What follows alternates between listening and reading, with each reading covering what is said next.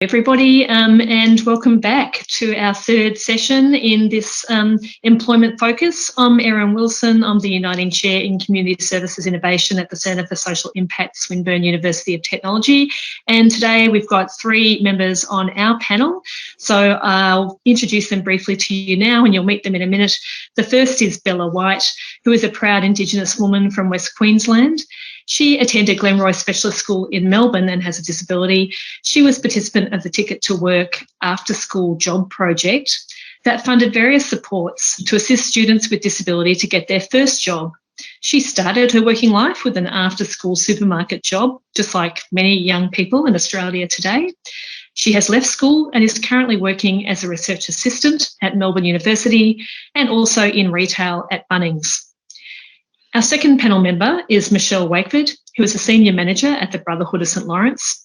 Michelle is the founder of the Ticket to Work model and has been developing, trialling, testing and researching ways to improve school to work transition for young people with disability for the last 7 years.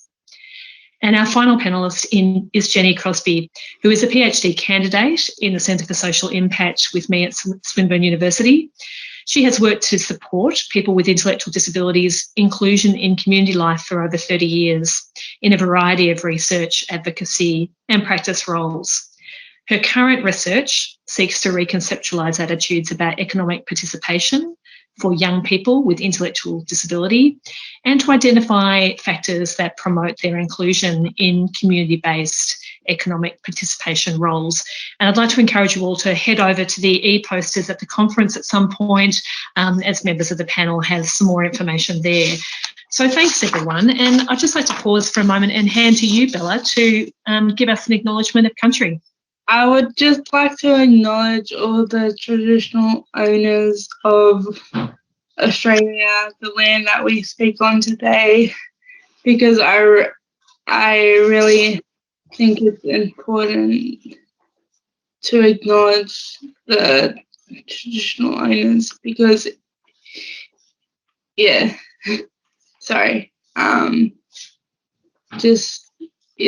acknowledge the traditional owners. Yeah. Thanks, Bella. That's great. Thank you for that. So we're going to take a few questions through the panel, and each panel member will speak on most of those questions, and then we'll move to some questions from the audience. So we're going to start with this focus at kind of the high policy level, if you like, and we're going to start with this policy concept called employment first. So we need to understand what that means, and I'm going to go to you, Jenny, to take us through that. Thanks, Erin. Yes, I'm interested in this policy setting that we call employment first. So essentially it's a human rights underpinned policy setting, or it's really a movement in the United States that is aiming to deliver meaningful employment, fair wages and career advancement for people with disabilities. It basically means that employment in the general workforce should be the first and preferred option for individuals with disabilities who are receiving assistance from publicly funded systems. According to the United States Office for Disability Employment Policy, it's a national systems change framework which centres on the premise that all individuals, including those with the most significant disabilities, are capable of full participation in what's called competitive integrated employment in the United States context. So under this approach, publicly financed systems, so government funding and any systems that are using public funding, are urged to align policies, regulatory guidance and reimbursement structures, so payment systems, to commit to competitive integrated employment as the priority option for youth with significant disabilities. And across the United States, there are now 40 states that either have adopted legislation around employment first or official state policy. Awesome. Thanks, Jenny. Michelle, from the Ticket to Work perspective, I know that, originally Ticket to Work has been interested in these kind of concepts. How has it drawn from this sort of thinking? Well, Ticket to Work was set up as a kind of grassroots a movement in Melbourne, and the response, it was a community response that some research came out that showing that for young people with disabilities, the employment rate had been dropping for the last 20 years, and we were quite it was just wrong. We should be getting better at this, not worse. So we did some scoping research, and that's when we first encountered Employment First. And it really, the concept and the policies and practice that go with Employment First, worked with what we were thinking, that it's not about a programmatic approach. It's let's look at the systems. We're looking at systems change and how can different systems can work to increase employment for young people with a disability.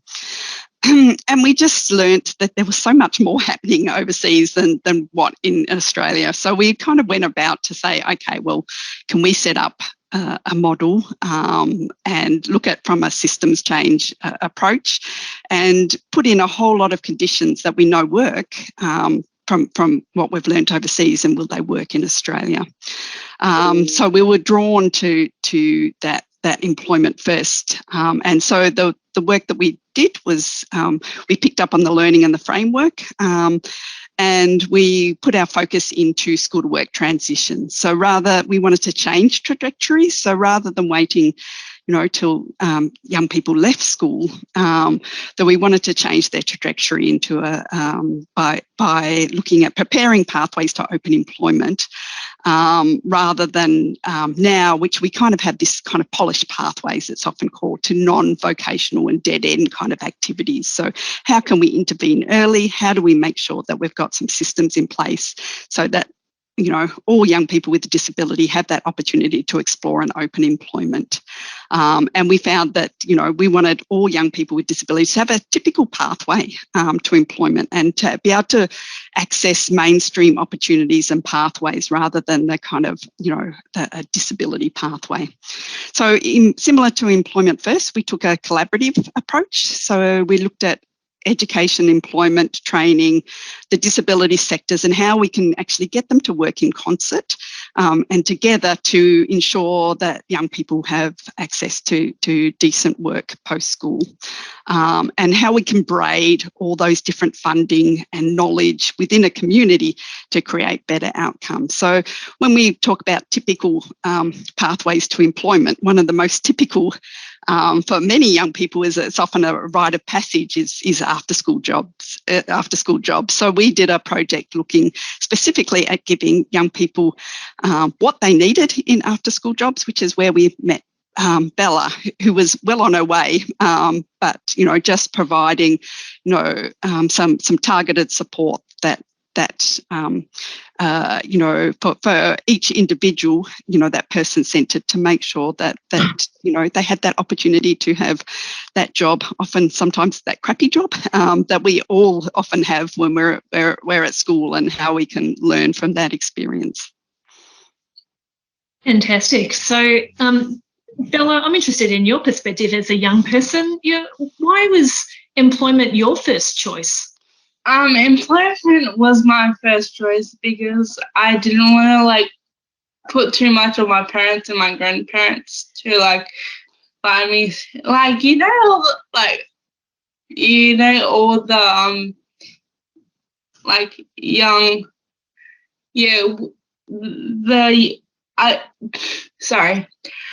young people just want money, just to spend on their own. And if you have a job of your own, you won't have to ask your grandparents or your parents for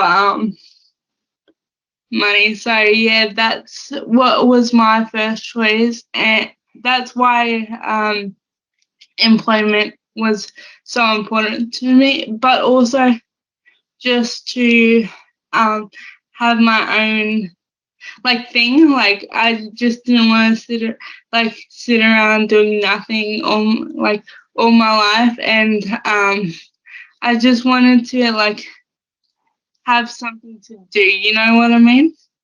I do. You're really reminding me of my youth, and I have a daughter about your age, and that sounds much like her as well. I think I can completely understand. Young people want their own money to buy their own stuff. Yeah. And that's completely reasonable. And I wanted to be I wanted to have some a job to sorry if I cut you off there, but I wanted to have a job to prove to myself and other people that a person with a disability can do not 9 to 5, but any other job that any other young person can do. Awesome. Absolutely. Yeah. Beautifully said. Thanks, Bella. So, Jenny, tell us a bit about the sort of practical strategies, that sort of underpin Employment First that could be used to help people get work. Sure.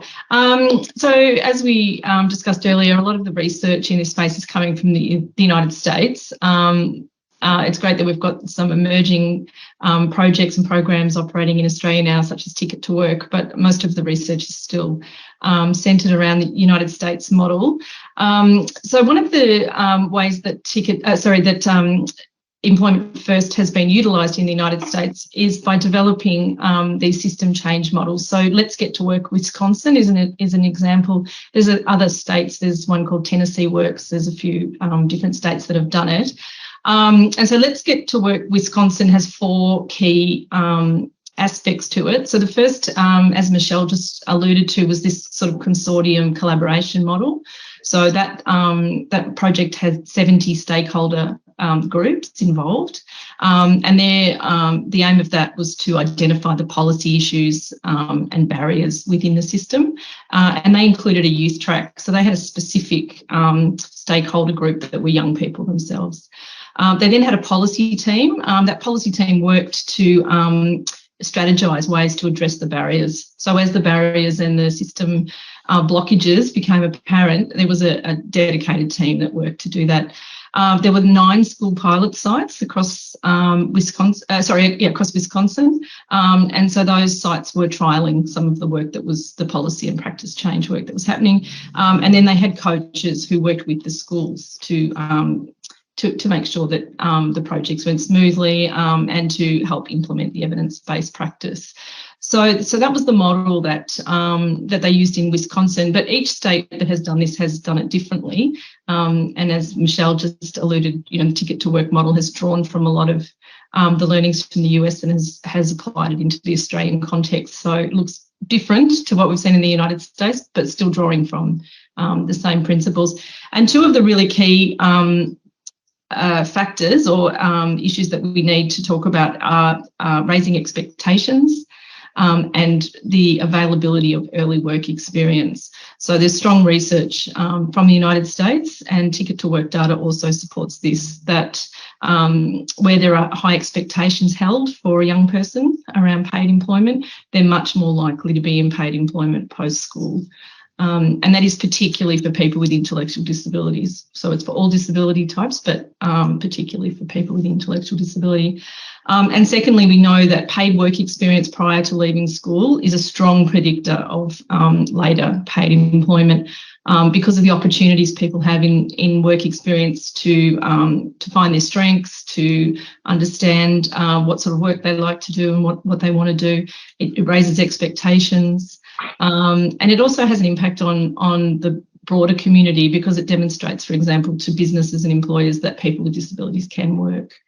So those are the two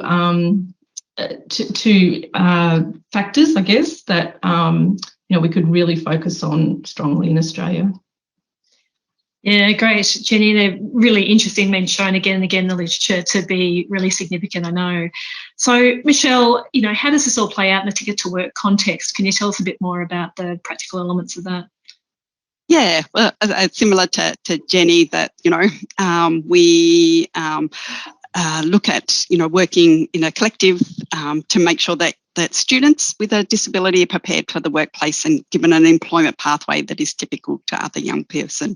So we kind of use a person-centred capabilities approach, but it's not just about identifying in strengths, aspirations and dreams and all those sorts of things we talk about. It's actually finding ways to give young people with a disability a competitive advantage that, and currently we do the opposite, that young people often don't get opportunities to do work experience. Our research is showing the more you do in school, the better the outcomes post-school. So it's really, and often there's an endless stream of pre or development or work readiness programs. So we talk about we need to get your face in the place. So that is around getting young people into supported work experience that is aligned with their aspirations and goals, and that making sure that we get in early, and making sure that we've got workplace learning, so that we think that to learning about work, you need to be in work. That there is the need to actually put those supports into the workplace rather than pre. We also, as Jenny mentioned and other people have mentioned, expectation is key. So we work to build expectations for the young person to gain access. And through that early experiences, the young persons themselves start to view themselves as workers. Often, if that they start to, listening to Bella, that believe in themselves and having those kind of opportunities. So building expectations. And what we found working in schools is a perfect way to do that, because we do, as I say, a lot of work experiences, but we also do things like a lot of school-based traineeships and apprenticeships and after-school work. So the younger kids in schools and their families are seeing, students in the more senior school or middle and senior school going out and working. So it becomes real, and there becomes that expectation. So even that culture within the school, and when we first started, we're encountering, schools saying, well, our kids don't have careers, and, why would we, start to look at these sorts of things, or work experience programs were only in a supported work setting like ADE. So expectations are everything. So and bringing, the disability specific and mainstream sectors to work strategically in collaboration. And we can start to braid funding and be quite strategic about how we work to actually create a pathway that's unique to individuals, rather than trying to plonk people into silos or funding. By taking that collective kind of approach in the community, we can actually see, start to braid different knowledge, expectations, funding, and in short, giving those opportunities to have that career development, self-determination, all those things that often young people without disabilities, or typically developing young people, will have access to in their career, but we do it on steroids, making sure that there's those lots of opportunities. And sometimes they're like every young person, you experience things. Sometimes it works, sometimes it doesn't. We learn, we explore, but having those opportunities and creating that typical pathway with that extra support and the braiding of funding. And, we found that employment first kind of, I guess even way of thinking that ensuring schools and employment services. So often in the US, there's a requirement for employment services to actually work in collaboration with schools as part of that employment first approach. So I think there's a whole lot of work we can do about exploring those policy levers to ensure that we're not siloing, we're not perpetuating low expectations, and we're not having those polished pathways away from an open employment. And we've been doing and there's some things that have happened or are happening that we can pull on. We had in WA the School to Work project, where secondary school students that were on the NDIS automatically got 150 hours of finding and keeping job funding to use how they felt to get that career development and transition to employment. So it's a perfect opportunity way of, combining, disability services and supports and the NDIS and, mainstream around making sure that the young people have those positive experiences. Thanks, Michelle. That's great. Probably all of this is making you think back, Bella, to when you were younger, maybe 14 or so, and when you were in school. And be interesting to know what happened for you in your journey at school into work, and the role of your family in that, what their expectations were around all that. Yeah. When I was 14, I really wanted a job, and I have a twin sister, so it was kind of like, just, it was interesting growing up with a twin because you get, I got,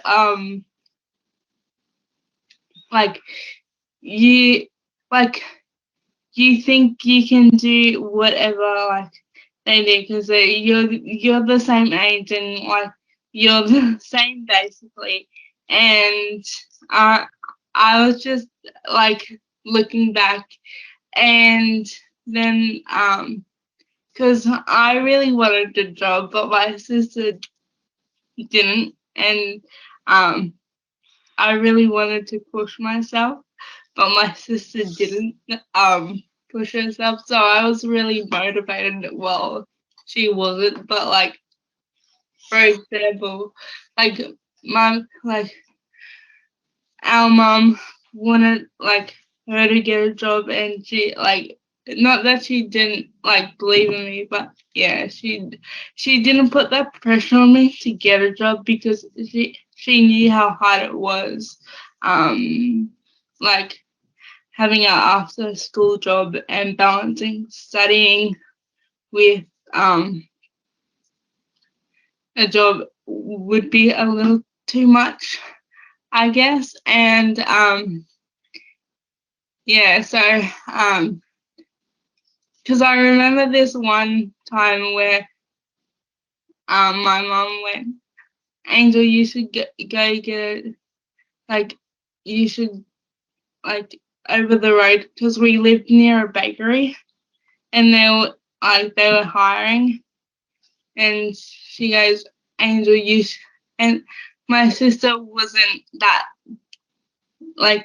thrilled on actually having that job, so I'm like, I can apply and see where it goes. And I remember this day where sorry, I'm jumping in between stories, I hope that's all right. I remember this day where we were all with a group of friends, and my mum, someone said to me, you'll never get a job because the people will say to you why do you want this job, or whatever, and they'll look at you weird. And when we went home that night, my mum actually said to me that you can be whatever you want to be when you get older. And I guess my motivation comes from my nan, because she was a very hard worker. She was a cleaner all her life, and she worked 9 hours a day. I think the pay was $2 an hour, no, $1 an hour, and she worked and looked after her grandchildren and went back to work. Yeah, that's huge, isn't it, Bella? Yeah. Yeah. Your family was obviously really a big influence around your decision to work and your thinking about what you wanted to do. Yeah, and then because, she would always go back the next night, go in the morning and go back the next night and babysit in between. And, I really focused on what I wanted to do when I was younger. And my teacher actually applied for like a shift program, the Coles shift program. Yeah. And then she said, Bella, like, I know how like much you would want a job. Would you like to give this a go? And if it doesn't work out, it doesn't work out. But at least you gave it a go. And I'm like, yeah, sure. Like, let's like apply. I'm sorry if I'm like running over time, but like it was one day late, and we like got in. Like I applied and I got a call back. So, and then that's where like the Coles job work experience came along, and then I got the job at Coles. Wow, that's fantastic. I mean, you've really kept at it, and putting in for it obviously has meant that it's paid off and you've managed to get this experience. I want to come back and ask you in a minute about what you're doing now and how you got there and how Ticket to Work helped, but we're running out of time, so I'm just going to give Michelle a little final word, and then I'll come back to you, Bella, about what you're doing now. So, Michelle, can you just tell us a bit about the outcomes from Ticket to Work? What's happening there? Yeah, well, we collect stories, and we have a lot of young people that have gone on their own pathway because they've had those opportunities to do that. Like Bella, from a data kind of, we everything that we do, we try to document and evaluate. So we've run a whole range of different projects looking at specific components of school to work transition, and we found the majority of the young people that are involved in that kind of Ticket to Work collaborative approach are from special schools with intellectual disabilities. To date, our work is focused on what is happening in school, but our kind of theory of change is what happens in school creates better outcomes post-school, and that's the employment first kind of approach. So we have worked with the Centre for Social Impact at Swinburne, looking at analysing our data. We've been able to track young people post-school, so we've got 508 young people responses, and we've found that 61% are in open employment. So that's probably 3 times what the norm for other young people with similar disabilities. So it's I guess not rocket science, or maybe it is, that it is just about giving opportunities, giving young people with that competitive advantage, making sure that systems work, that there's and supports are in place. So we've also done evaluation of the outcomes, so looking at a kind of cost benefit. It's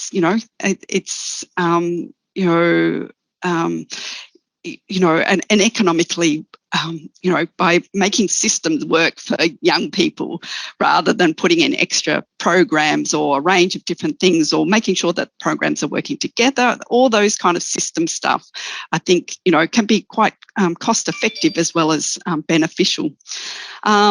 And we've also evaluated the partnership approach, employers' experiences, young people's experiences, parents' experiences, and we're working to have that universal design in all areas. I know we talk, and before speakers were talking about universal design in education. I think we need it everywhere, that we need mainstream pathways and services. We feel that we've shown that at reasonable scale in Australia that is possible, but we're still looking and we're still learning and we still want to develop. In that development, we've got some new projects. So we've got a 3-year project that we're just starting, looking at mainstream employment providers and how we transform them to be effective and able to support young people with a disability in their transition to employment. And we're also working in career development. So we're working with schools and the Australian Centre for Career Education and Newcastle University to ensure schools can provide really effective and career development. They can benchmark their own service. They know what good practice looks like, so that young people can self-determine and have opportunities to explore their pathways. So we're really keen to make sure that all those systems are in place and those opportunities. So no matter where you are in Australia, that all young people can have that universal design and those, education, employment, training are all able to create better outcomes.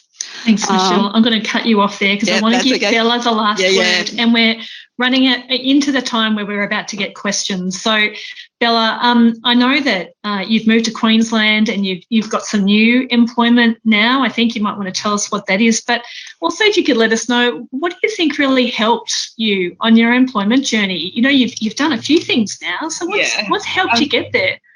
I've done a few things. Just my determination and my want for working.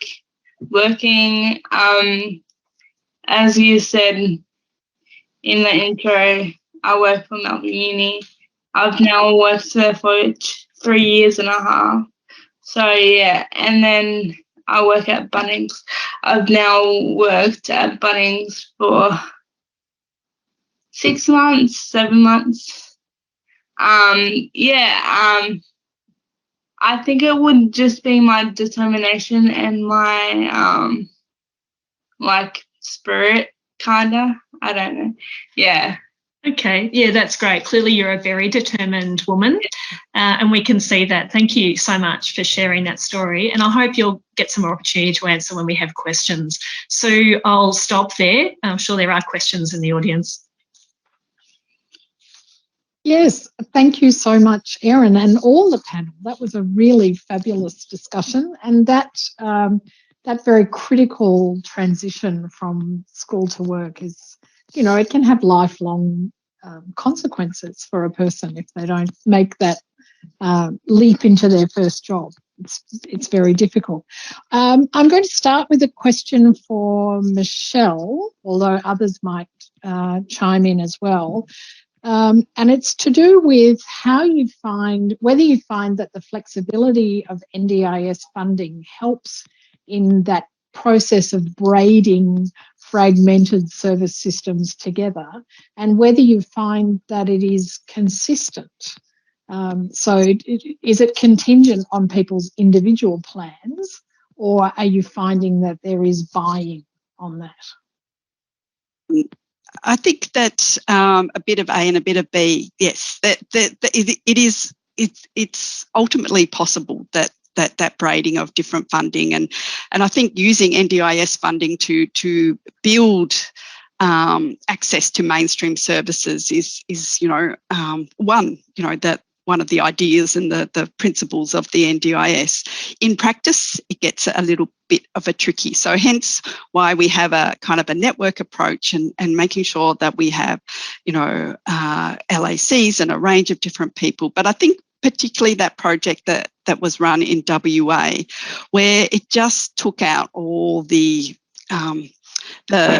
difficulties that funding for employment should be in people's plans by 14, even if they to take that employment first, because we know so many parents and young people that we work with, they've made that leap that this is what they want, and then they just get bureaucracy.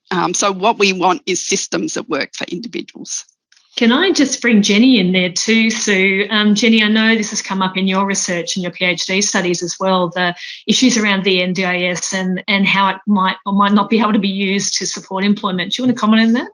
Well, in the Australian context, the Disability Employment System is the main response, the main employment response, and it is not part of the NDIS. It sits outside the NDIS. So what we're seeing is that individualised funding that's available within the NDIS, firstly, a lot of people are not getting it.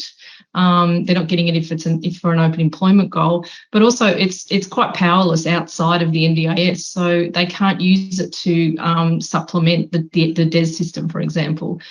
There was some examples of people using it to supplement TAFE courses, but it took a lot of effort on the part of parents or other supporters to do that. The system didn't do that. It was, parents who were very persistent. So that's certainly a gap that's been identified in our system, is that there is, I've forgotten what you call it, Michelle, the easy pathway to day centres and to ADEs within the NDIS. But if you want to jump off that pathway, it's very complicated. And I had one example in my study of a young man who'd gone to a DES, and he sat in the reception area for half an hour every fortnight, so that they could tick off that they provided him with a service, but they had no intention really of doing anything meaningful for him. And meanwhile, he lost his NDIS funding because the NDIA considered that he was now employed, even though he didn't actually have a job. So, so there's lots of examples of DES not being able to support school leavers as well, not just people with intellectual disability, but school leavers in general. There's not a good fit there either. Thanks, Jenny. Sue, other questions? Thank you, Jenny. So the next question, flipping. Actually, Jenny, you mentioned targets in the US, and there's a question here about the Victorian government and how they use their tender process, particularly in terms of construction, in employing a certain number of people with disability, for example, or Aboriginal and Torres Strait Islander background. And the question is the disability sector and those supporting people with disability, are they finding employment through these opportunities? And look, it's not something I know a lot about, but I do know about that procurement strategy that you're referring to. And I know that, for example, it was used for for those who are not in Victoria, our railway crossing project. So we're having a lot of railway crossings removed. But my understanding is that sometimes that procurement happened through an ADE, for example. So it might have been procuring plants for to go alongside the train tracks after the project was completed, and the plants came from an ADE, and so that ticked off the procurement strategy. So I'm not aware of many examples of where that has led to employment for people with disabilities. I am for other disadvantaged cohorts, for example, people leaving prison. I know it has worked successfully, but I'm not aware of anything for people with disabilities. I'm not sure if Michelle might be. Just do a call out to my colleagues at the Brotherhood through the Given the Chance. So they are looking at social procurement and have been successfully getting people with disabilities into a range of different of those social procurement positions. So it's starting and through an open employment. So have a look at Given a Chance. But I think there is huge potential around procurement, but making sure that we're looking at all people with disabilities. Often that procurement, there's a particular type of disability. So often we find that intellectual disability isn't included. So, we'll be keen to kind of start to explore, how we can better have targeted social procurement so that every person with a disability gets an opportunity. Thank you. And in the last couple of minutes, I have a question for Bella from the audience, which is, out of everything that led you to work, what do you think helped you the most to find the employment that you wanted? I think that helped me the most is because I've been working in all different backgrounds, but to get to the jobs that I am now, which I love dearly, I would not change anything of what happened. I would just go down the path I was going down. But to answer the question is, I just needed to know before I quit my other job, before I quit an office job, that it was mentally too much for me. But then I just sat back and said, okay, what do I enjoy? I enjoy socializing with community. I enjoy retail. I enjoy just having a job that you don't have to think about at the end of the night when you're going to bed, or you can just relax. I enjoy having that thing to look for. Yeah, to not look to not be worried about the next day or a few weeks time. But yeah, so I just sat back and reassessed, and what really helped me was, because I went through a program. I'm not too sure what that I'm not too sure what that program is called, but I went through a program with 12 other people, and luckily I got the Bunnings job. But to answer your question on my other job that I had that for 3 years, as I said before. But yeah, my boss Steph actually came up to me after a conference and said, hi, I'm doing a study, would you like to join me? And I'm like, yes. And I don't think that then I would say that I was gonna be in that area of work full time, or that pathway of that sector full time. But now I can say to myself, I enjoy this because I want to be an advocate for people that don't think that they're able to get a job, and I want to show people that you can get a job whatever your circumstance. All right, well, I can't think of a better note to end this panel session on, Bella. Thank you. So thank you to all of the panel. We'll leave it there because we've run out of time, but there's definitely been a lot of interest in what's been discussed here.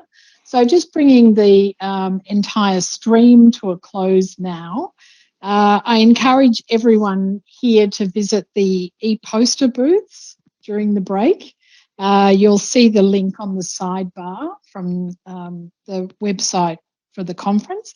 I'd like to thank Stella, who was behind the scenes putting all of the questions up for the panel, and to all of our speakers, Ben, Dinesh, Tracy, Catherine, Magella, Erin, Grant, Jenny, Michelle and Bella. I hope I've got everyone in there. And thank you again. There will be a break before the final plenary, where I'll be popping up again at 4:15, which is asking the very important question, what exactly do we expect the NDIS to deliver?